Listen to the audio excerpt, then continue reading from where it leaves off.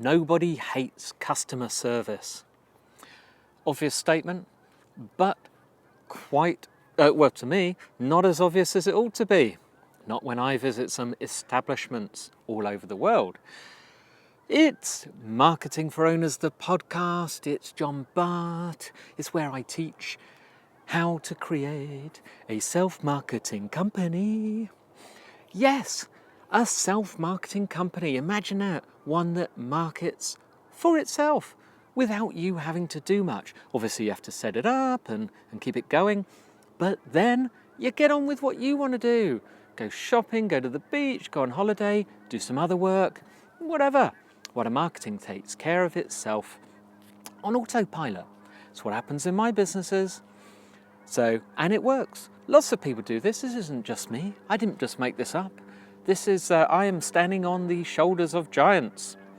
I learned from people. Listen to me. Honestly, it's good stuff and it's very, very easy to do. But there are lots of little steps in between that help keep your business at its optimum, at its peak. And customer service is one of them. I just cannot believe it when people think they are more important than their customers. That ego thing, that pride. The customers give you money. If you didn't have a customer number one, you have no business. You might as well all just go home. There's no need, there's nothing to pack up and send out by the carrier. There's no accounts to do. There's nothing, no telephone calls to take, no customers. So when you get one, you want to make an effort to impress the heck out of them and to make them come back. Now, have you ever been to a hotel where they treat you with indifference? And then, have you been to a hotel where they treat you as if you are very, very special to them? Which would you rather go to next time? Doesn't it stand out? What about in a restaurant? What about a restaurant where they appear to care and where they care genuinely, not as if they're just reading off a script? For those of you in the UK, of course I'm from England, fly to America, fly to Canada, go to South Africa, go to Australia and visit a restaurant and see what customer service is about. In England and places like France, quite often it's indifferent. It's as if we're an inconvenience to the people.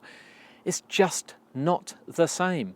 Right down to the fact that in America, when there's four of you at a table, you order your food. When the plates come to you, they put them down at the right person. They don't stand there, look at it, and then ask who ordered They put it at the right place.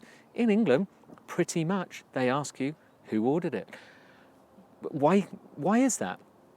It can't be that difficult. Entire countries do it. But customer service is everything. On the phone, when people phone up, how polite are you? And how polite are you? How polite are the rest of your staff? Have you trained them? Do you just assume that they're going to be nice to people? Or do you teach them to be nice to people? If it's your business, these are your customers. Don't assume that your staff know how to be nice to customers.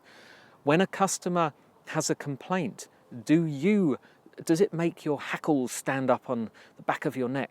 Do you instantly go into fighting mode? Do you think, typical, why are they complaining?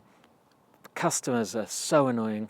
Or do you think, it's their money, how about if I'm nice to them and surprise them? So give you another perspective. When you complain to a company, say you complain to your phone company, everyone's complained to their phone company, how did they deal with you?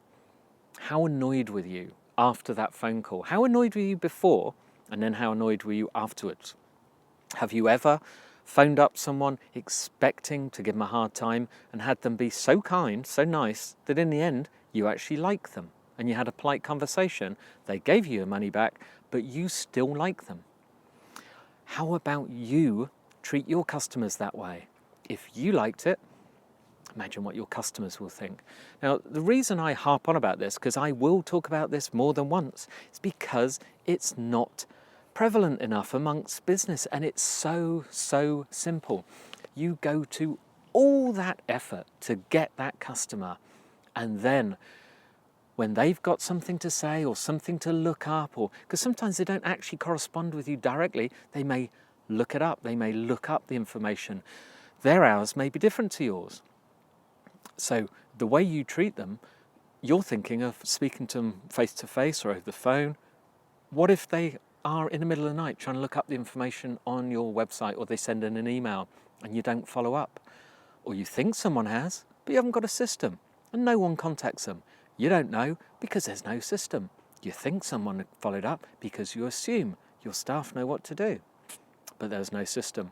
The staff think someone else is doing it. Or why should they? They got too much other stuff to do. That customer just thinks, oh well, next time I'll try someone else. Next time I'll go back to Amazon. There isn't going to be a next time for you. Remember, all that effort. Simple.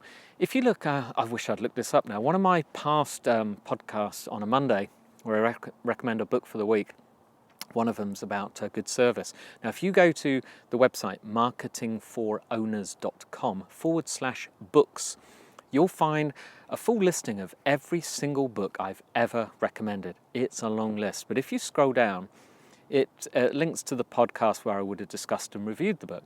One of them is called is about great service, and it's about the guys who set up system for the Ritz-Carlton Hotel and talk about that.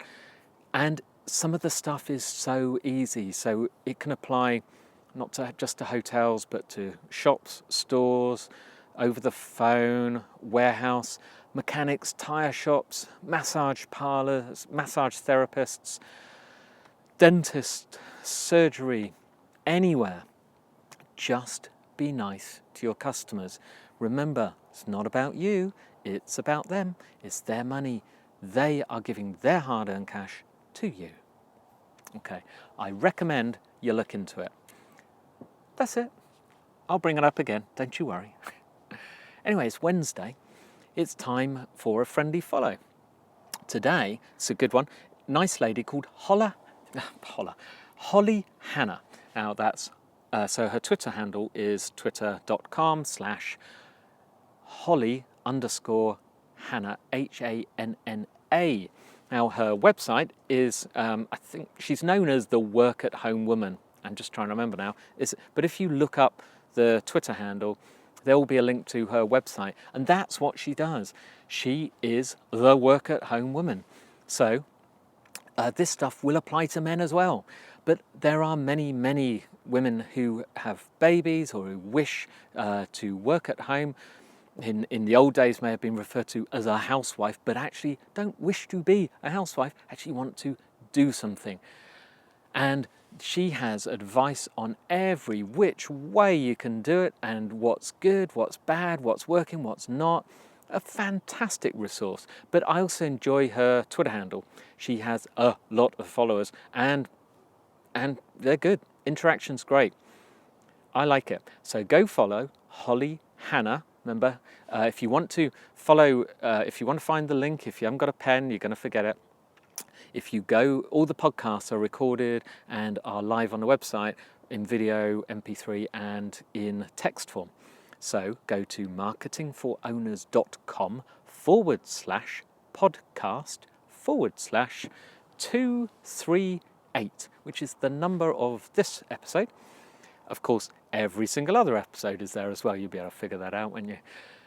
And then you'll find all the details and a link to Holly's Twitter handle. Follow her other social media because she's good all round, but have a thorough look at her blog.